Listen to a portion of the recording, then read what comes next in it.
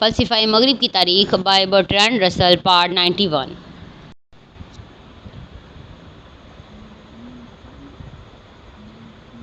اس کے برعکس یہ حقیقت کہ ہم تجریدی تصورات انفرادی اشیاء کے برعکس جو ان کی مثالیں پیش کرتے ہیں سمجھ سکتے ہیں، یہ کافی ثابت کرتی معلوم ہوتی ہے کہ وہ یہ بات کہنے میں غلط ہے کہ عقل مکاں کی حامل ہے۔ خرد دشمن فلسفہ جیسا کہ برگساں کا ہے کہ برے اثرات میں سے ایک یہ ہے کہ یہ عقل کی خطاؤں اور الجھنوں پر پلتا ہے، لہٰذا یہ اچھی فکر پر بری فکر کو ترجیح دینے لگتا ہے۔ یہ ہر لمحاتی مشکل کو ناقابل حل سمجھنے لگتا ہے اور ہر احمقانہ غلطی کو عقل کے دیوالیہ پن کا انکشاف اور وجدان کی کامیابی قرار دینے لگتا ہے۔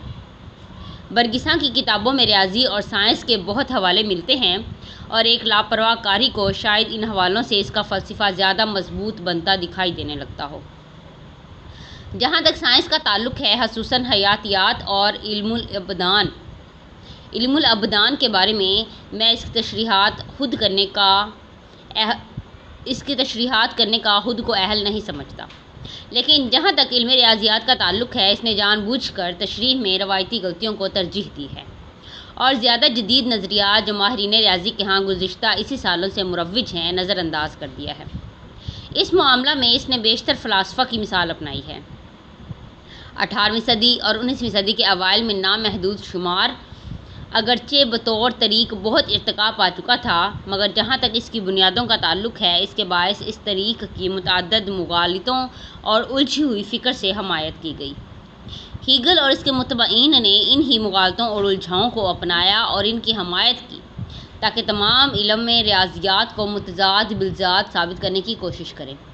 یوں اس زمانے سے ان معاملات میں ہیگل کی توضیح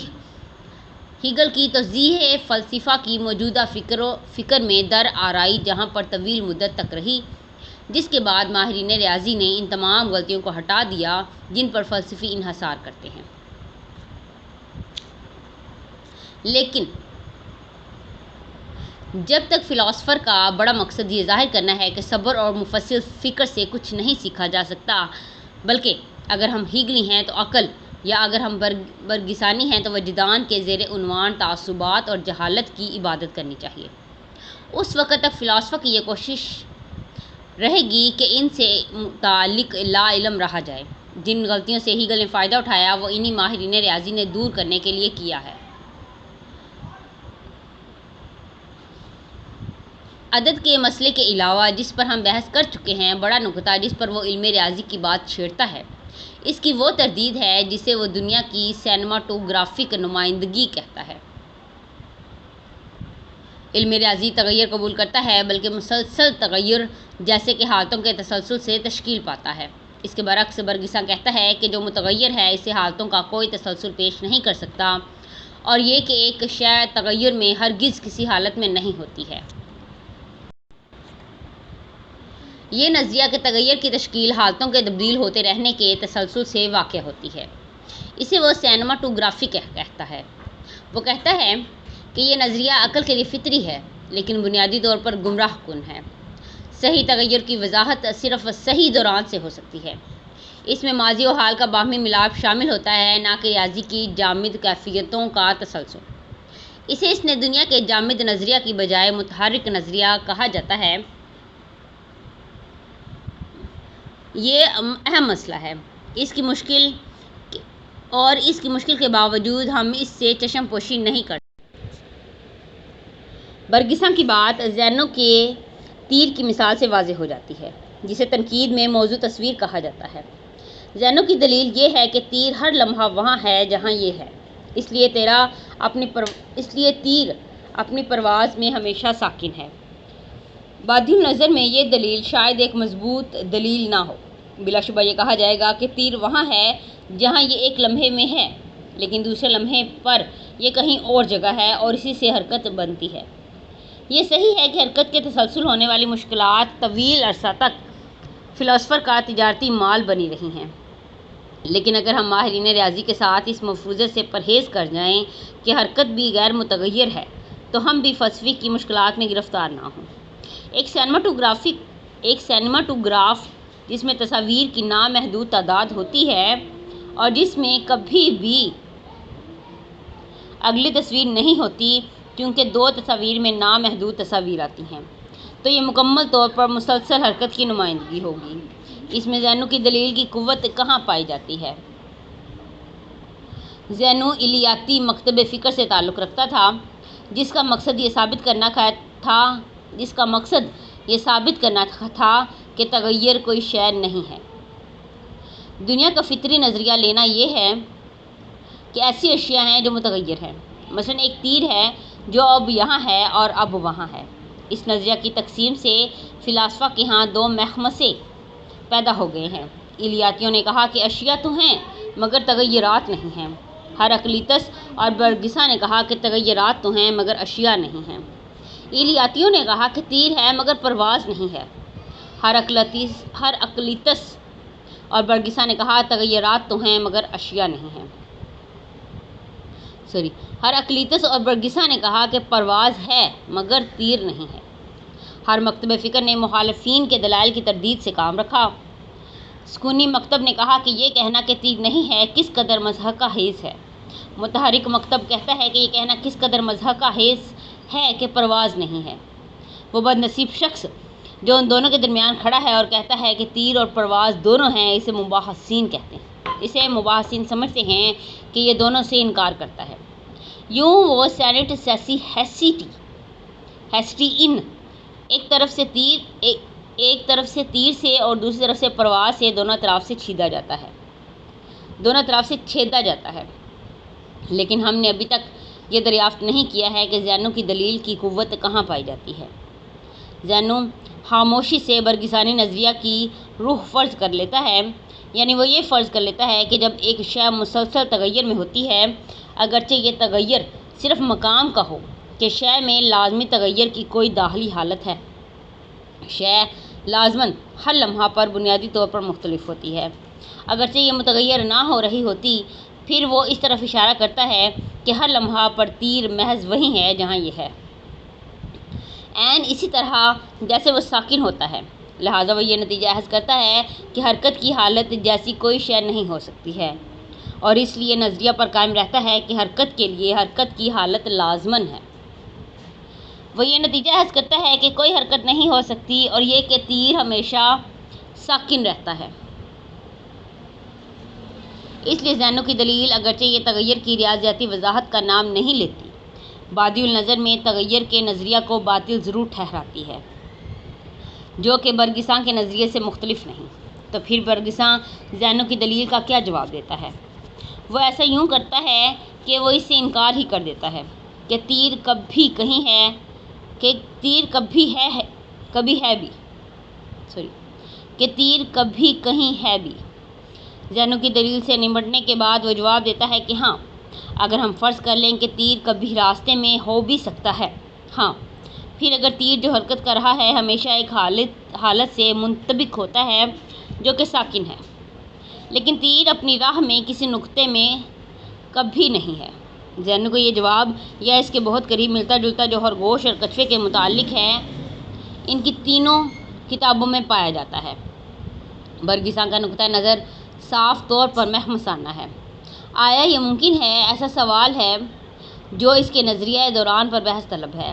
اس کی حمایت میں اس کی واحد دلیل یہ بیان ہے کہ ریاضی کا نظریہ تغیر اس لایعنی قضیہ کا متضمن ہے کہ حرکت بے حرکتوں کا مجموعہ ہے، لیکن اس نظریے کی واضح لائنیت محض اس زبانی صورت کی ہے جس میں اس نے اسے بیان کیا ہے، اور یوں ہی ہم یہ جانتے ہیں کہ حرکت اضافتوں پر مضمر ہے تو یہ نظریہ غائب ہو جاتا ہے۔ مثلاً دوستی ان لوگوں میں ہوتی ہے جو دوست ہوتے ہیں لیکن دوستوں سے باہر نہیں ہوتی۔ ایک سلسلہ خاندان انسانوں سے بنتا ہے لیکن خاندانوں سے نہیں۔ اسی طرح حرکت اس سے ہوتی ہے جو متحرک ہے لیکن حرکتوں سے نہیں۔ یہ اس امر واقعہ کو بیان کرتا ہے کہ ایک شے مختلف اوقات میں مختلف مقامات پر ہو سکتی ہے، اور یہ کہ پھر بھی مقامات مختلف ہو سکتے ہیں، خواہ یہ اوقات ایک ساتھ کتنے قریب ہوں۔ اس لیے برگسا کی دلیل حرکت کے ریاضیاتی نقطہ نظر کے خلاف آخری تجزیے میں یہ بن جاتی ہے کہ یہ محض الفاظ کا کھیل ہے، اور اس نتیجہ کے بعد ہم اس کے نظریہ دوران پر بحث کرتے ہیں۔ برگساں کا نظریہ دوران اس کے نظریہ حافظہ سے جڑا ہوا ہے۔ اس نظریہ کے مطابق یاد میں رہنے والی چیزیں حافظے میں زندہ رہتی ہیں اور یوں موجودہ چیزوں میں باہم گھل مل جاتی ہیں۔ ماضی اور حال باہمی غیر نہیں ہیں بلکہ شعور کی وحدت میں یکجان ہو جاتے ہیں۔ وہ کہتا ہے کہ وجود عمل سے تشکیل پاتا ہے، لیکن ریاضیاتی زمان محض مجہول مسکن ہے جو کوئی عمل نہیں کرتا اور اس لیے وجود نہیں رکھتا۔ وہ کہتا ہے کہ ماضی وہ ہے جو مزید باعمل نہیں ہوتا اور حال وہ ہے جو باعمل ہے۔ لیکن اس بیان میں، جیسا کہ دوران کی تمام تر وضاحت میں برگسا لاشعوری طور پر عام ریاضیاتی زمانہ فرض کیے ہوئے ہے، اس کے بغیر اس کے بیانات بے معنی ہیں۔ اس کے کیا معنی ہے کہ جوہری طور پر ماضی وہ ہے جو مزید بے عمل ہے، سوائے اس کے کہ ماضی وہ ہے جس کا عمل ماضی ہو چکا ہے، مزید نہیں۔ وہ الفاظ ہیں جو ماضی کا اظہار کرتے ہیں۔ وہ شخص جو ماضی کا عام تصور نہیں رکھتا ہے جو کہ حال سے کوئی باہر شے ہے، اس کے لیے ان الفاظ کے کوئی معنی نہیں ہیں۔ یوں اس کی تعریف مدور ہے۔ در حقیقت وہ یہ کہتا ہے کہ ماضی وہ ہے جس کا عمل ماضی میں ہے۔ بطور تعریف اسے خوشگوار کوشش قرار نہیں دیا جا سکتا۔ یہی بات حال پر چسپاں ہوتی ہے۔ ہمیں یہ بتایا گیا ہے کہ حال وہ ہے جو سرگرم عمل ہے لیکن لفظ ہے۔ آئین حال کے اس تصور کو متعارف کراتا ہے جس کی تعریف کی جانی ہے۔ حال وہ ہے جو باعمل ہے، جو اس سے متضاد ہے جو باعمل تھا یا باعمل ہوگا۔ اس کے یہ معنی ہے کہ حال وہ ہے جس کا عمل حال میں ہے، ماضی یا مستقبل میں نہیں۔ پھر تعریف مدور ہی ہے۔ ایک ابتدائی پیراگراف میں اسی صفحے پر مغالطے کی مزید وضاحت کرے گی۔ وہ کہتا ہے کہ جو شے ہمارا خالص ادراک بناتی ہے وہ بیدار ہوتا ہوا عمل ہے۔ یوں ہمارے ادراک کی حقیقت ہمارے عمل میں ہے، ان حرکات میں ہے جو اسے طول دیتی ہیں، نہ کہ اس کی زیادہ شدت میں۔ ماضی محض تصور ہے، حال تصوری حرکت ہے۔ یہ عبارت پوری طرح واضح کرتی ہے کہ جب برگسا ماضی کا ذکر کرتا ہے تو اس کی مراد ماضی نہیں ہوتا بلکہ ماضی کا ہمارے حال میں حافظہ ہوتا ہے۔ ماضی جب یہ موجود تھا تو ایسا ہی مستعد تھا جیسا کہ اب حال ہے۔ اگر برگسا کی وضاحت صحیح ہوتی تو حال کا لمحہ دنیا کی تاریخ میں واحد ایک ہونا چاہیے جو کسی عمل کا حامل ہو۔ ابتدائی زمانوں میں ادراکات دوسرے تھے جو اپنے زمانے میں ایسے ہی مستعد، ایسے ہی حقیقی تھے جیسے کہ ہمارے حال کے ادراکات۔ اپنے وقت میں ماضی کسی طرح بھی صرف ایک تصور نہ تھا بلکہ ایک بنیادی حیثیت بعینہ ایسے تھا جیسے اب ہمارا حال ہے۔ تاہم اس حقیقت ماضی کو برگسا بھول ہی جاتا ہے۔ جس کا وہ ذکر کرتا ہے وہ ماضی کا حال میں تصور ہے۔ حقیقی ماضی حال کے ساتھ آمیز نہیں ہوتا کیونکہ وہ اس کا حصہ نہیں ہے۔ لیکن یہ بڑی مختلف بات ہے۔ برگسا کا تمام نظریہ دوران اور زمان بازیافت کے حال میں واردے اور ماضی کے بازیافتہ واردے کے مابین الجھاؤ کی بنیاد پر قائم ہے۔ اس امر واقعہ کے طور پر ہم زمانے سے اتنے مانوس ہیں کہ یہ ایبی دائرہ ایسے ماضی کو جو مستعد نہیں ہے احاطہ کرنے کی اپنی کوشش میں فوراً ظاہر ہو جاتا ہے، جیسے کہ دونوں حال کے حقائق، اور جو وہ خود یقین رکھتا ہے کہ اس نے بتایا ہے کہ وہ حال اور ماضی کے مابین امتیاز ہے۔ یوں ہی اس الجھاؤ کا احساس ہوتا ہے تو اس کا نظریہ زمان صاف طور پر ایسا نظریہ معلوم ہوتا ہے جو وقت کو یکسر نظر انداز کر دیتا ہے۔ حال میں یاد کیے جانے والے اور ماضی کے یاد کیے گئے واقعہ کے درمیان الجھاؤ جو برگسا کے نظریہ زمان کی تہ میں معلوم ہوتا ہے، وہ ایک زیادہ عام الجھاؤ کی مثال ہے جس نے، اگر میں غلط نہیں، زیادہ تر فکر کو ناقص بنا دیا ہے اور بلا شبہ بیشتر جدید فلسفیوں کی فکر کو بہت زیادہ ایسا بنا دیا ہے۔ میری مراد اور اس الجھاؤ سے ہے جو جاننے کے عمل اور جو جانا گیا میں پایا جاتا ہے۔ حافظے میں جاننے کا عمل حال میں ہے جبکہ جو جانا گیا ہے وہ ماضی میں ہے۔ یوں ان میں الجھاؤ پیدا کر کے ماضی اور حال کے درمیان امتیاز کو مٹا دیا گیا ہے۔ مادہ اور حافظہ کی تمام کتاب میں جاننے کے عمل اور جانے گئے معروض کے درمیان الجھاؤ ناگزیر ہے۔ اسے لفظ تمثال کے استعمال سے متبرک بنایا گیا ہے۔ اس لفظ کی وضاحت کتاب کی بہت ابتدا میں ہی کر دی گئی ہے۔ وہاں وہ کہتا ہے کہ فلسفیانہ نظریات کے علاوہ ہر وہ شے جس کا ہمیں علم ہے تمثالات پر مشتمل ہے جو بلا شبہ تمام کائنات بناتی ہے۔ وہ کہتا ہے کہ میں مادہ کو تمثالات کا مجموعہ کہتا ہوں اور مادہ کے ادراک کا جو ان تمثالات کا حوالہ ہے ایک آخری عمل خاص تمثال میرا بدن ہے۔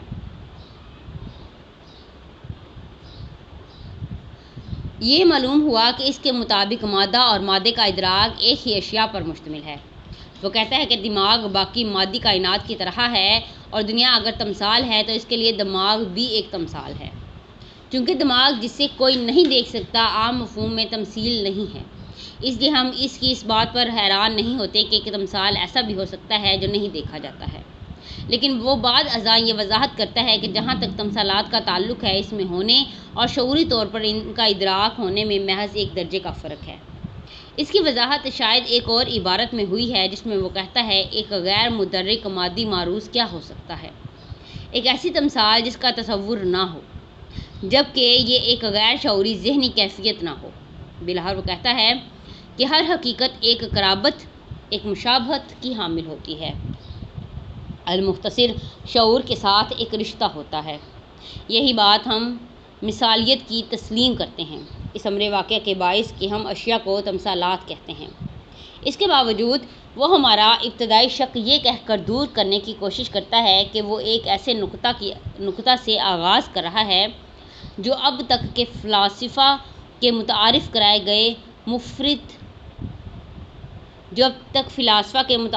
گئے مفروضات پر اولیت رکھتا ہے۔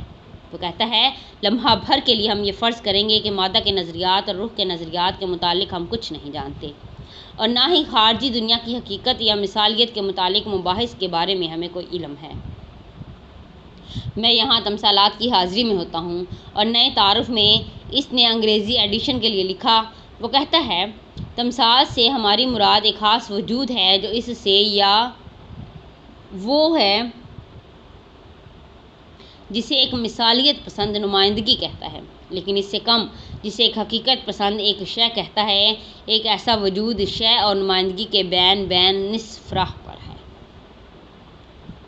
میرے خیال میں کہ برگساں کے ذہن میں مندرجہ بالا امتیاز ایک ذہنی واردہ کے تصور کرنے اور بطور معروض اور تصور شدہ شے کے درمیان امتیاز نہیں ہے۔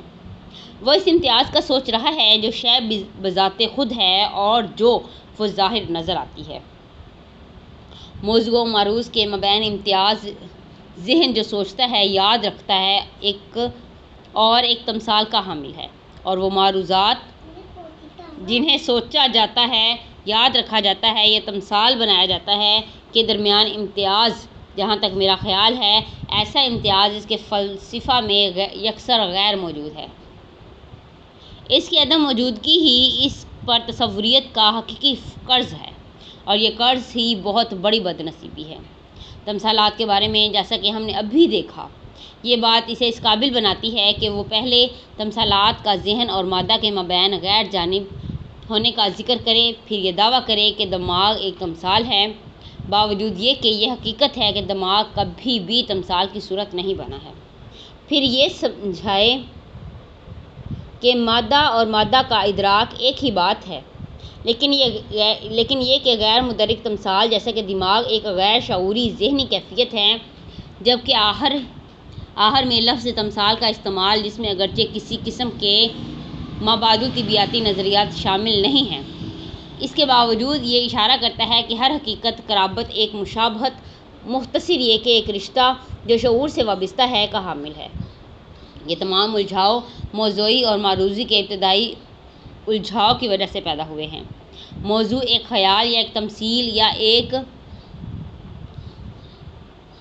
یا ایک یاد مجھ میں ایک حاضر حقیقت ہے۔ معروض قانون کشش ثقل یا میرا دوست جونز یا وینس کا رہنے والا کیمپینائل ہو سکتا ہے۔ موضوع ذہنی اور اب اور ابھی ہیئر اینڈ ناؤ ہے۔ میرا دوست جونز، اگرچہ وہ خود کو جنوبی امریکہ میں یا بذات خود اپنے آپ موجود ہونے میں یقین رکھتا ہو، دراصل میرے سر میں ہے اور اس کا وجود اس کے متعلق میرے سوچنے سے ہے۔ سینٹ متا کا کیمپنائل اپنے بڑے وجود اور یہ حقیقت کہ 40 برس پہلے وہ ختم ہو چکا تھا کے باوجود اب بھی موجود ہے اور پوری طرح میری ذات میں پایا جاتا ہے۔ یہ بیانات برگساں کے نظریات زمان و مکان کے تمسخرات نہیں ہیں، یہ صرف اس بات کو ظاہر کرنے کے لیے ہیں کہ ان نظریات کے حقیقی ٹھوس معنی کیا ہیں۔ موضوع اور معروض کا یہ الجھاؤ برگساں سے ہی مخصوص نہیں ہے بلکہ بہت مثالیت پسندوں اور ماوئین میں پایا جاتا ہے۔ بہت مثالیت پسند کہتے ہیں کہ معروض حقیقت میں موضوع ہے اور بہت ماوئین کہتے ہیں کہ موضوع حقیقت میں معروض ہے۔ ان دو مختلف باتوں پر سوچتے ہوئے وہ اس وقت متفق ہوتے ہیں جب وہ کہتے ہیں کہ موضوع و معروض مختلف نہیں ہیں۔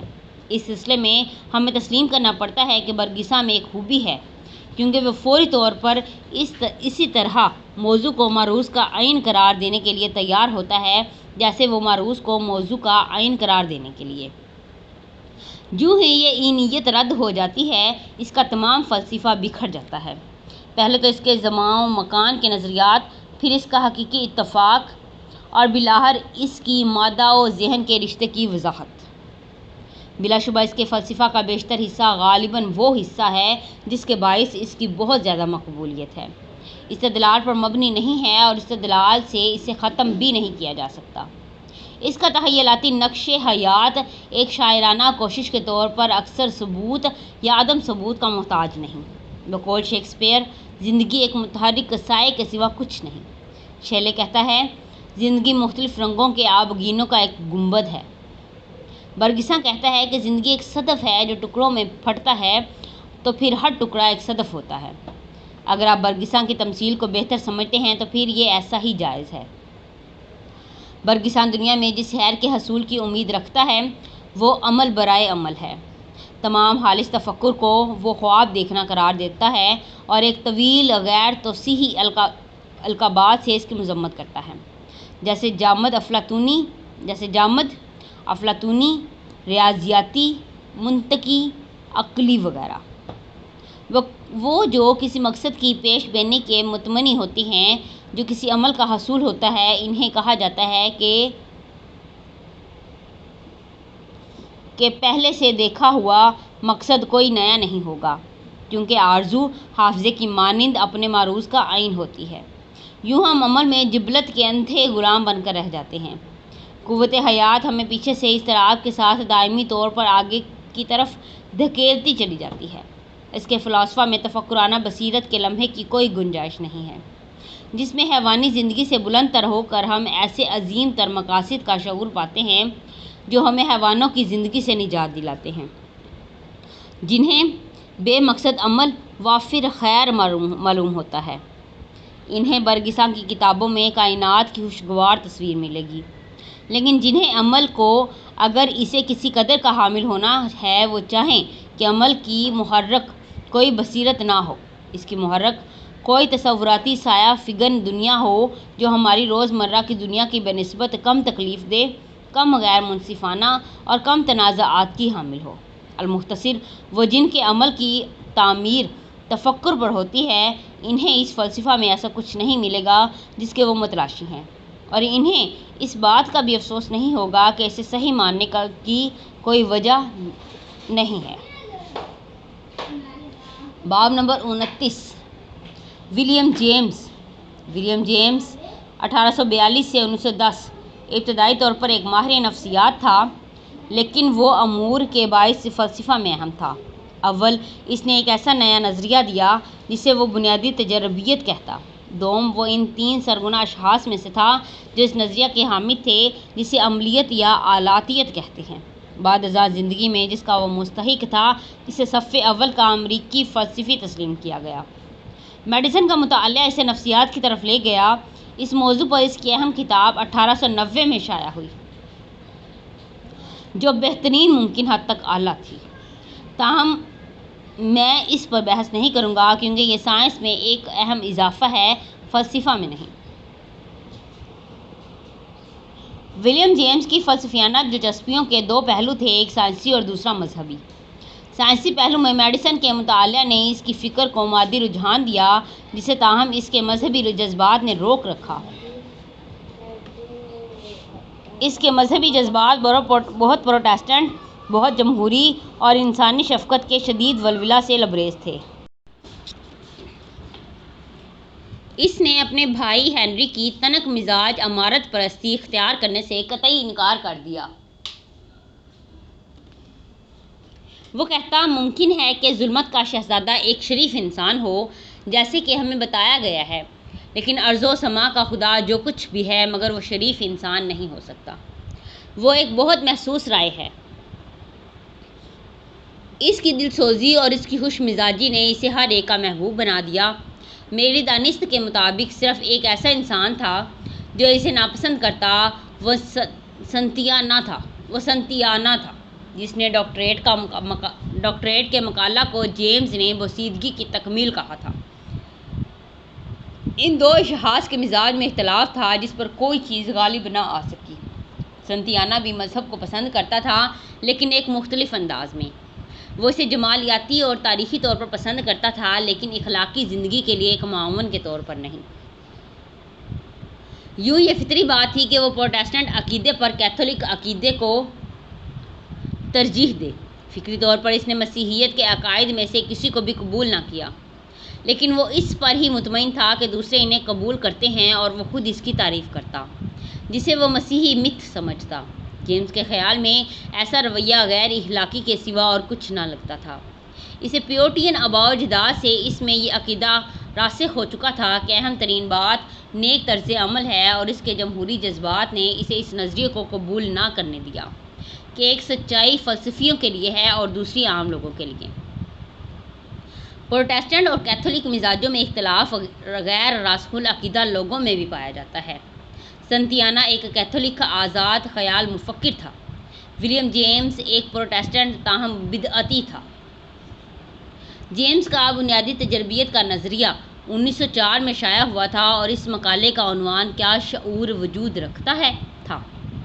اس مقالے کا بڑا مقصد اس سے انکار کرنا تھا کہ موضوع معروض اضافت بنیادی بات ہے۔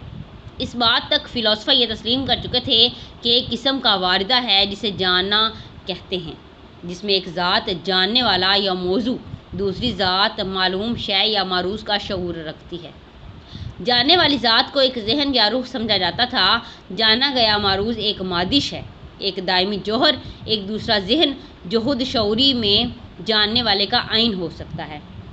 اس تسلیم شدہ فلسفہ میں اکثر ہر شے موضوع و معروض کی ثنویت سے جڑی ہوئی تھی۔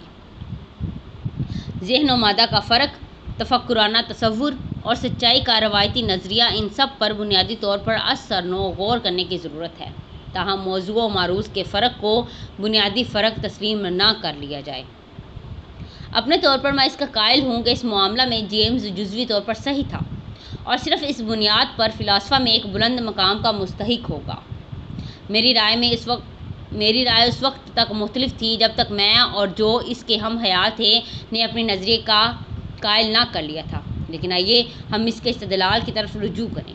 وہ کہتا ہے کہ شعور ایک لا شے کا نام ہے اور اسے اولین اصولوں میں جگہ پانے کا کوئی حق نہیں ہے۔ جو لوگ ابھی تک اسے چمٹے ہوئے ہیں وہ محض ایک گونج سے لٹک رہے ہیں جو فلسفہ کی ہوا پر غائب ہونے والی روح نے اپنے پیچھے مدھم افواہ چھوڑی ہے۔ وہ کہتا ہے کوئی قدیم مواد یا وجود کی صفت نہیں ہے جس کا تقابل اس سے ہو سکے، جس سے مادی اشیاء بنائی جاتی ہیں، جن سے اس کے متعلق ہمارے خیالات بنتے ہیں۔ وہ وضاحت کرتا ہے کہ وہ اس سے انکار نہیں کرتا کہ ہمارے افکار ایک عمل ادا کرتے ہیں جو کہ ادراک کا عمل ہے، اور یہ کہ اس عمل کو باشعور ہونا کہا جا سکتا ہے جس سے وہ انکار کرتا ہے۔ اسے یہ نظریہ کہا جا سکتا ہے کہ شعور ایک شے ہے۔ اس کا خیال ہے کہ صرف ایک اولین خام جنس مادہ ہے جس سے دنیا کی ہر شے بنی ہے۔ اس خام جنس کو وہ محض تجربہ کہتا ہے۔ وہ کہتا ہے کہ جاننے والے کا عمل محض تجربہ کے دو حصوں میں ایک خاص قسم کی اضافت ہے۔ موضوع معروض کی اضافی مشتق ہے۔ میرے خیال میں تجربہ میں ایسی کوئی دو رنگی نہیں ہوتی۔ تجربہ کا ایک غیر منقسم حصہ ایک سیاق و سباق میں مدرک ہے اور ایک دوسرے سیاق و سباق میں مدرک یا کوئی معلوم شے ہے۔ وہ محض تجربہ کی تعریف یوں کرتا ہے کہ یہ ایک بلا واسطہ سیل حیات ہے جو بعد میں ہمارے تفکر کو مواد مہیا کرتا ہے۔